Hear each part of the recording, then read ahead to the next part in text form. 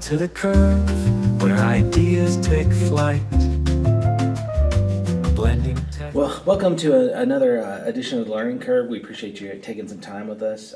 Today we're going to be focused on pedagogy in the digital age, adapting teaching strategies with digital tools. I'm Benjamin Wood. I'm the coordinator for digital learning. We have Carl here. I'm Carl. He is our digital learning specialist. And when you hear the word pedagogy, what do you think of? When I think of pedagogy, it's teaching. It's teaching strategies. It's learning strategies. How are we communicating information to our students can learn? It's the science of teaching. Science of teaching, right? Yeah. Right. And how does that blend in with digital tools? And that's really what we're going to spend most of our time talking today. I think that's so key, and that's where we love to live in our role here at Region 7, where we're constantly trying to find the crossroads of digital tools with pedagogy. Because ultimately, if we go back to our very first start of this podcast, of the reason why behind it, it really follows that. You know, there are so many great tech tools out there that we will never want to use in the classroom because even though they're cool, even though they're neat, they provide no enhancement to that pedagogy. And so it'll actually be more of a distraction than it would be an actual case. So today we're going to spend time talking about some specific tools that we have found that raise the level of pedagogy within certain avenues. Yeah, and really how we're looking at this today, when we say adapting teaching strategies for the digital tools, we all use teaching strategies, and there are some wonderful analog, offline teaching strategies that we use constantly. And this is just simply taking what we're already doing and applying it in a virtual world, applying it to digital space, partly for its efficiency and effectiveness. And those are the two things. We don't ever want to recommend a tool, and you'll hopefully never see us recommend a tool that is that doesn't actually accomplish those two things. Is it more efficient and is it more effective for student learning? Because like you just said, some things are fun and that's great, but if they're not leading to learning in any way, they're just superfluous. They're just a waste of time. And so we're going to look at, and there are, and here's the thing, we try to run about a 30-minute show, which we fail at every single time, I think. It's a target. It is, and we'll hit it one day, and you'll be surprised when we do. Hey, they're at 30 minutes. There are all sorts of learning strategies. We're not at all going to encompass all of these. These are a handful. I think we've got half a dozen on here that we're going to look at that you might find yourself using already. Maybe one of these you use, maybe a couple, and just moving it into a virtual world. And there's a couple reasons for that. One is that it gives access to our students anytime in any place. And I really like that about digital tools, is we're not limiting learning to our students at a specific time or a specific place. And I think that builds an agency to our students. Yeah. So often if we don't lean into these tools, we're missing out on giving our students agency, and that just helps both the process of learning for them, and it helps you as an educator because you then have one of these tools to lean on to follow up teaching and do other things. Yeah. So there are a couple that we're going to look at, and the first one that we're going to take a quick look at is formative assessments. So formative assessments really are, I like to think of them as in-process assessment. A summative assessment usually comes at the end of a unit or maybe a benchmark, or even the STAR test end of the year is a summative assessment. Formative assessments can be those daily quizzes that we give. They can be our bell ringers or our exit tickets. They can even be really just conversations where we're in the moment, understanding and assessing our students to see if they know what they're talking about. So one of the tools we're going to look at first of all when we think about formative assessments is Conquer. Conquer is Conker. You'll see it if you're looking at my screen right now. And if you're just listening to us, I'm going to try to describe everything that we're doing here. But if you're watching on video, you'll see this is the Conquer screen. Conquer is a formative assessment tool that is powered by AI. And so that not only is it digital, it also levels it up by by enhancing it with AI tools. What I love about this is it very, very quickly is going to create an assessment, going to create a quiz that can be based on any topic that we're learning about, anything in the world, or can be based on learning standards. And that's where I think this tool is really, really powerful, because I can go straight to my TEKS, I can pull out any SE that I want, and I can make a quiz about that. So that's what I'm going to do really fast. And again, we don't nearly have the time to really get into these tools, but I want to just give you a brief look at what's going on with this. All right, so here we've got the TEKS pulled up, and I can go to any class that I want. And I was a social studies teacher, so I'm going to lean into social studies. And here we go, world geography. I'm going to pull up my standards. And this, what I love about this is it gives me every standard, and it's broken down by section, by segment. So I can pick any standard that I want, and I can go find that standard, and it will. I can pull up questions about that. So I'm going to go to one of the first things you start talking about in geography are the 5 themes, and so we're going to look at character of a place. And then human physical features, and then I'm going to click preview quiz, and it's going to search its data bank, and it's going to pull up questions that apply specifically to those standards. And that's what I love, is it's all standards based. And so here we go, and then I can look at these questions, and I can actually validate them. Are these good? Is this question good or not? And by doing that, I'm telling the machine, hey, create more questions like this or less questions like this. So let's just assume I've reviewed all of these, and so I'm going to save my quiz. So I'm going to make a copy of this. Yep, continue anyway. And so now I've got a copy of my quiz, and here's the real power of Conquer. Because I can either send my students into Conquer and they can take the quiz here, or by using this right here, share, I can turn this into a Google form. And here's why this is so important when you were thinking about formative assessments. And when we're thinking about putting them in digital tools. Because one of the things we talked about, remember at the very beginning, we said, does this make it more efficient and does it make it effective? And what this does, when I put this into Google Forms, is now it's set up as a quiz. It will grade the entire thing for me. It can put it into, if I connect this to Classroom, it can put it into my Classroom gradebook. And if I have the API that connects, I know, that connects Classroom to my student information system, then it can actually transfer those grades over into my actual gradebook. So we have absolutely leveled up efficiency right there. It's huge. And these are good. Google Forms is awesome. We don't have time to go into Google Forms, but what I love about formative assessment, what I love specifically about Google Forms, is I can use assessment not just of learning, but I can actually use assessment for learning. And that's great, because when I click on this, when you look at this, I can actually right here say go to section based on answer. So if my students get this question wrong, I can actually build into the quiz remediation that's immediate. And so it doesn't depend on me looking at the grade and going, all right, I need to obviously tell them about political elements influencing the character of a place.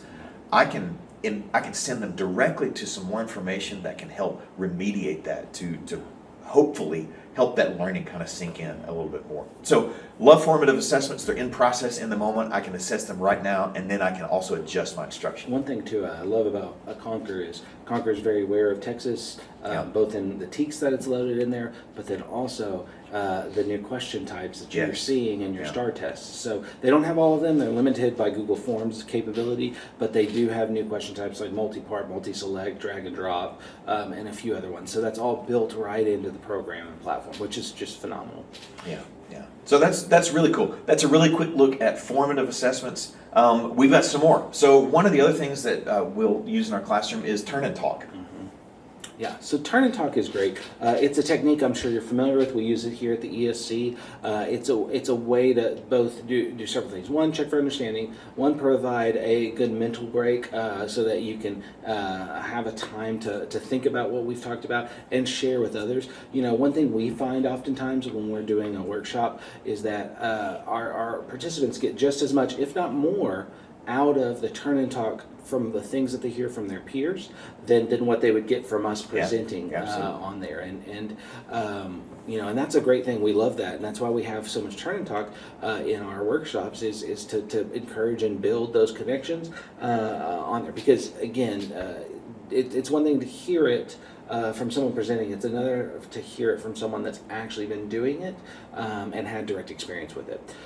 Bringing Turn and Talk into your classroom also allows for the same type of thing for your students. It provides them a process for that, and typically our students learn better from one another than they do from us. Once they've found someone that knows that or has that information, so a peer, someone sitting right next to them, may have already grasped the concept better and can illustrate it and explain it in a way that's better or more attuned to what that student may need. So it's just a great avenue for that.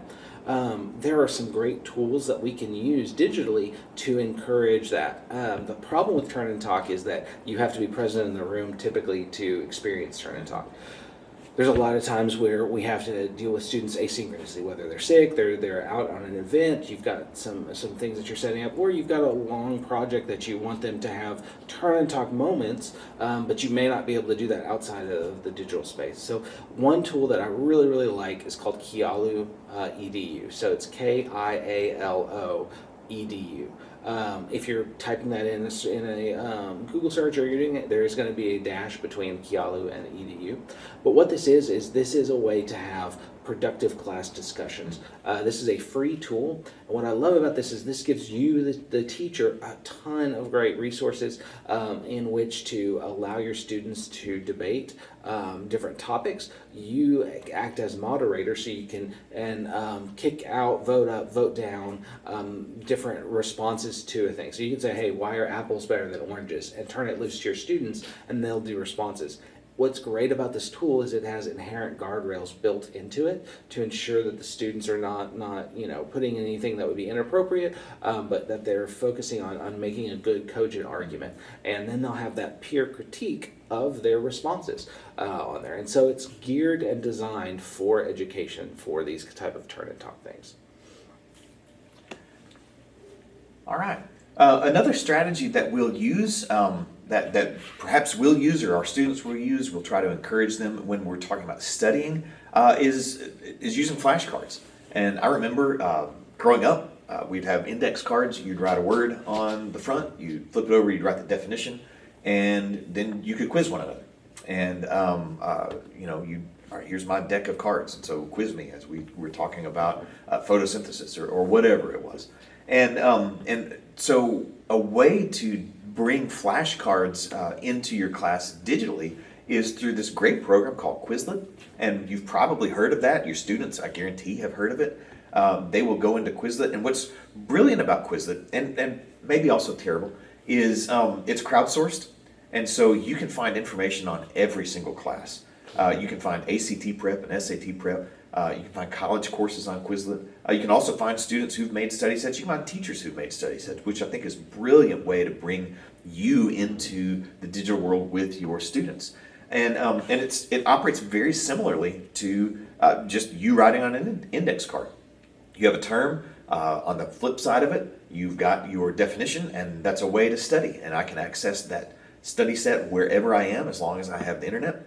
And it's a wonderful way to bring that analog activity into the digital world. The other thing that Quizlet does is called Quizlet Live, and it's a quizzing kind of a software, sort of like a Kahoot or a Quizzes or something like that. But Quizlet Live is just simply brilliant because of the interaction that you have with the students and how it tracks their progress. And how it allows them, again, through kind of a formative assessment, kind of a flashcard sort of a situation, they're still learning going on in the class. And so it's really excellent to do that. What I love about Quizlet Live, and the reason why we're such big fans about it too, is it forces collaboration and communication amongst your students. So whenever you do random teams, your students will be grouped in random settings. So you may have 3 to 4 students on a team. And what's great about it is only one person on the team is going to have the answer on their screen at any given point in time. And so your students have to source and figure out who has the right answer on there. And just that forced collaboration, forced communication, I think does such a good job of reinforcing the learning and the process of learning, because not only are they having to know what the right answer is, but they're having to communicate about it on there. And so it's just a great free tool that can just make learning fun for the students and make that learning sticky in their brain. Yeah, so we love that one, that Quizlet Live are very, very good. So when we think about group work, right, and so you were just talking about collaboration, there's some really interesting ways to foster collaboration. Quizlet Live is definitely one of those, but there's a new product that has, well, it may not be super new, but it's new kind of to educators. If you were a Google Jamboard fan, maybe you know that Jamboard is being sunsetted, it's going away. October. And Google itself has actually put its support behind this product, which we've played with a little bit, and it is tremendous. There's a lot that you can do with this. So, BJ, you want to tell us about? Yeah, so this is called Figma, and what Figma is a company that focuses on UI and UX designing, and that would be user interface designing. So this is designed for the corporate world. This tool, this tool is very expensive outside of education. But Figma, through Google's partnership, has made it where we as educators can get access to this tool, both educators and students, for free for life. And this is huge because this tool is the premier tool for UI interface on there. Jamboard was great, and we love Jamboard. There's many things that we did in the classroom using Jamboard, but it had its limitations, and honestly, Google is sunsetting it because this program now exists, because they saw the power and value of this over Jamboard itself. And so on my screen, we're in Figma now, and you can make a free Figma account. You just tell it you're an educator and you're in. They have several different applications baked into this. If you've ever done any design work through Adobe Photoshop or Illustrator, they have a design tool in here that is very similar to both of those, which is phenomenal. What we're going to be using today is the new FigJam board on there. And so you can make slide decks in here, you can do all kinds of things. But what FigJam is, FigJam is Jamboard. But with more enhanced features and tools on there. And so down below you'll see all the things. I could bring in a sticky note, I could bring in shapes, I could do wireframes, like I can bring this in and then say, okay, this is connected to this. So if you need your students to do like a process setting, hey, the first step we're going to do is this step, and then we're going to follow this step, and then so on and so forth. They can do that anywhere and everywhere. And what's great about this is limitless. Your board that you're on can be as big or as small as you want. You can do entire class boards in here. You can choose to do just one board. You can share this with anyone and everyone. So I'm putting Carl in here. I hope if I typed it in correctly. So I'm just sharing access with him now, so he can now get in as a student. You can share this with other students. You can share this out on Google Classroom, all kinds of things. Just phenomenal things. And your kids are going to love that they now can put stickers in their Jamboard on there. So just some great things. And the reason why I think this is just so very good is not only are you able to have all of the collaboration and collaborative tools that we had in Jamboard, but now you're teaching students on a tool that's being used within the industry right now. They could leave high school, and if they've spent enough time in these tools and played around with them enough and be familiar with them enough, where they could go design user interface layouts. So this could be layouts of apps from page to page to page. So some real world applications directly in a tool that they can use in their class. You'll notice Carl's now in here with me, and so he and I both can be editing this at the same time. So you can do similar things in Google Slides, but I feel like the tool set for this just lends itself so much better for collaborative work on there. So just tons of great things you can do with your students here. And I'm going to reiterate what BJ just said, that even though you can mimic some of these things in Slides and some other programs like that, and there's some wonderful collaboration pieces in some of the Google tools, you can mimic that. But this program right here, because it's backed by Figma, the skill set that you can build while you're working on this is so valuable, and that's something that And what's great about that is they're learning it, and it's not necessarily even in a computer science class. It's not even in a class specifically oriented around user interface or user design, user experience. It's in English, and they're still developing those same skills. So I think that's really, really good. So that is Figma, or FigJam, talking about collaboration and group work. The next thing we're going to go to and talk about is just your good old lecture, because that is an analog learning style, learning experience. And with the advent of digital tools, and particularly in Texas with the advent of t-tests, and how the state wants us to move away from teacher-centered and more toward learner-centered, lecture is less and less appropriate, maybe the word to use there, learning strategy. And so how can we take that same idea and bring it into a digital world? And really, to my mind, and for my money there, I like the idea of a flipped classroom. And here's where I think this can be really valuable. Because the idea of a flipped classroom is that I record video, or I have a video, and my students watch that outside of class, and then when they come to class, we discuss it. We talk about what they learned. So basically, in lieu of homework, their homework is to watch the video, get the introduction of the concept, and then the homework is done in the classroom, the application with the expert in the room. Yes, right. Which is the flip, right? That's the flipping of the class. And so here's some strategies for that, because that can in and of itself be kind of a daunting thing. All right, now I've got to set up a camera, now I've got to talk to a camera, now I've got to put that online, now I've got to do, right? And so the process can seem rather cumbersome, but I think there are a couple of ways that we can really lean into this, particularly if you're using Google Classroom or if you're using another learning management system.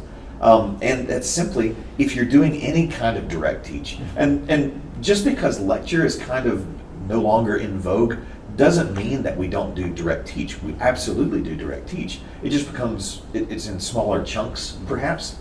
And if you're going to be doing direct teach anyway, my advice is simply turn on your webcam, just turn it on, record yourself, and drop that video straight into Classroom. Just go straight into Classroom or into your LMS or something like that. And now, yes, maybe your students that weren't there can watch the video of you doing some direct teach, and then they can have some of those, some of that knowledge and skills already available. Or perhaps, if you've got students who need some level of remediation, or maybe they just, they know you talked about a concept, but they couldn't really understand what you're saying, they can go back and they can watch that over and over and over again. And you're already talking. It's not like you're spending any more effort or any more time. All you did was turn on your camera. I think it's a great way to think about it. And I think that that's a key thing. Not only is it great for flipped classrooms and things like that, but it's also great for our students that have accessibility issues. Because when you record yourself, you give them the ability to pause, rewind, turn up the volume, turn down the volume, all the things that they would need to get the information they need. Yeah. And that if we're doing a lecture style and we're not recording, we're losing out on accessibility options for our students that need that, and we're losing out on some autonomy as well for our students. So I think that's what's so great about recording yourself for your kids on there. Yeah, absolutely. So the other one, and really kind of the last one that we're going to cover today, is research. And when we think about how we do research, that's shifted a little bit. Instead of us going to the library and spending all of our time in the card catalog, we've got other options. The Dewey Decimal System? Yes. Yeah. So when we think about those other options, what kind of comes to mind? What's a way to level that up? For research, well, I think there's a lot of different ways. I mean, what's so interesting these days is more and more, if you do a Google search, the thing that always strikes me is the very first input after that Google search is now an AI-enabled response on there. And so it's so intriguing that is there on there. The first place I would go as an educator if I have access to Discovery Education, I would go there first. It's just a huge catalog of great resources. Print, video, audio, all the kinds of things that you might need or be necessary for that. So if you're using something or you're planning a new unit, that would be one of the places I would go to, because again, everything in there has been curated, all of it is tied to standards.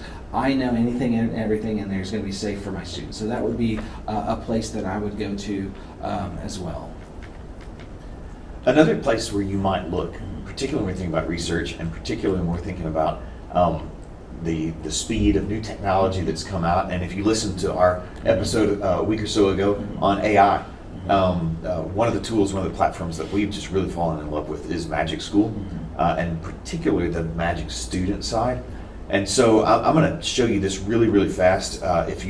We just pulled up my screen, and this is the Research Assistant, and this is one of the tools, and there are 60 plus, one of the tools in Magic Student for your students. And what we love about this is it's all of the responses are going to be academic in nature.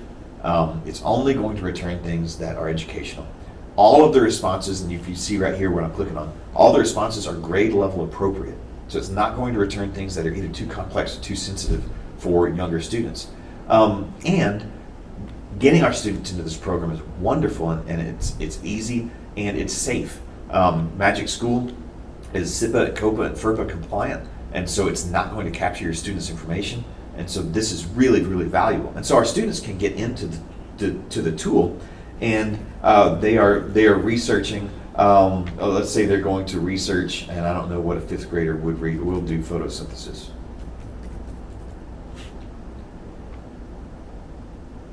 And so when they click generate, it's going to give them some information about photosynthesis. And they can just keep going deeper in that. And notice it's given them several different references, it's given them several different sites. And this gives them some easy, accessible ways to talk about photosynthesis. You'll notice it does give some links, and our caution here is to check every single link, because sometimes AI, you notice at the bottom of the screen it says always review content for accuracy and bias. Sometimes the AI, even when it's giving us links, it will return broken links, it will return things that aren't necessarily accurate, even in a tool as good as Magic School is, and it's a very good tool. So we just have to, but that's a learning thing. Exactly. We can have our students learn how to vet those things as well. And that kind of brings up, not to go down too far in a rabbit hole, but anytime you're working with AI, your students are working with AI, Yes. The notion of discernment. Your students, we have to build deep capacity and understanding of discernment, more so than we ever have before, because of tools like AI and things like that. There's a great potential with AI, but that is a concern that we have to address within education. And that's not an easy road. There's not one teak that says, teach discernment, we check the box and move on. That is a lifelong skill set that they're going to need. And so interacting with these tools early helps build that capacity, that discernment in there. Yeah. So Magic School is wonderful. The Magic Student side is great. Use those things. So as we're kind of wrapping this episode up, we've been talking about analog learning strategies that you more than likely use, one or more of these, but bringing those into a digital world. And so do you have any closing thoughts or any ideas that you want to wrap up with? Yeah, definitely. The big thing, like what we said, this is by no means the depth or breadth of these tools, but these are some of the ones that we've really leaned into because of the value to pedagogy. Right. How they enhance that process. And you'll notice almost all of these have some form of collaboration between students or some way to enhance their processes or your processes as the teacher. And just like Carl mentioned, like Conquer is always the one that comes first to mind. The idea that we can have a formative assessment, we can create a formative assessment tool on the fly within seconds and have it issued out to our students and have it auto-graded, and that auto-grading going into your grade book. I mean, that right there is the win for technology. You know, if you're using technology, it needs to enhance your process, or else why are we doing it? And that is like just so key. And so all of these that we've shared with you, I think have that potential to accelerate your processes and improve your students' performance, learning, and all those kind of things on there. Quick shameless plug, we have lots of workshops here at Region 7 that cover these more in depth, and we go through and do all the clicks with you and give you a time to experience these, and there's many more that we'd love to show you. So if you've got time, if you're looking for PD, let us know, reach out to us. We've got great things on the calendar, or we can come out to your district and do these as well. Yeah, and we're always available. We want to help you. We want to help you help your students. And the whole reason we're doing the podcast is because we want to help level up student success. Yes. Because that's the goal anyway. Yeah. And that's the point. Hey, thanks so much for joining us. We hope that you learned something. We hope that maybe you just laughed at us, and that's perfectly fine as well. And we look forward to seeing you next time. Welcome to the curve, where ideas take flight. Blending tech and teaching, sparking insight. From digital tips to stories untold, we're here to inspire, to break the mold.